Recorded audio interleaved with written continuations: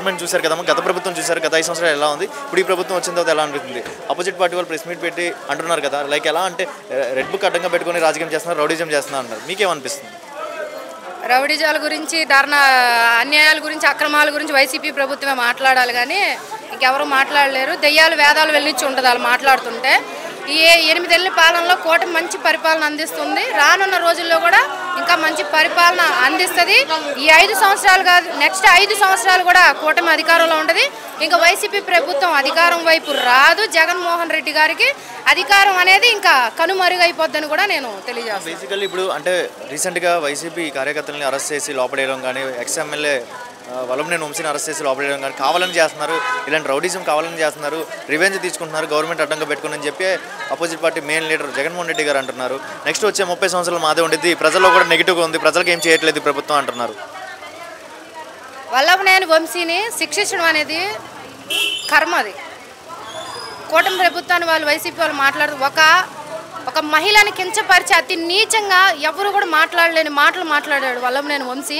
అలాంటి దుర్మార్గుడికి శిక్ష పడడం ఏమాత్రం కూడా, ఆయన అలాంటి వ్యక్తికి సపోర్ట్ చేస్తే కూడా మహిళలు కూడా ఇందులో చాలా తప్పు చేసినట్టే. వాళ్ళు ఒక మహిళని అన్యాయంగా మాట్లాడు, అది చాలా పెద్ద మాటలు అవి.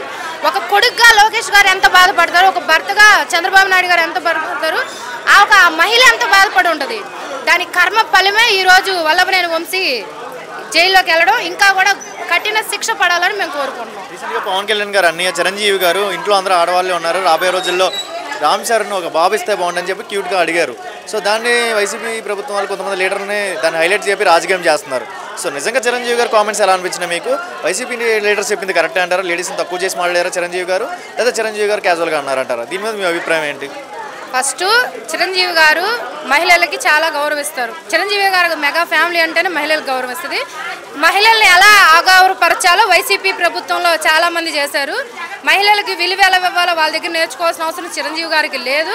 కానీ నేను చెప్పేది ఏంటంటే, చిరంజీవి గారు వారసుని ఇమ్మన్నారు, శ్యామలా గారినో లేకపోతే ఇంకొకరినో ఇమ్మడం లేదు కదా.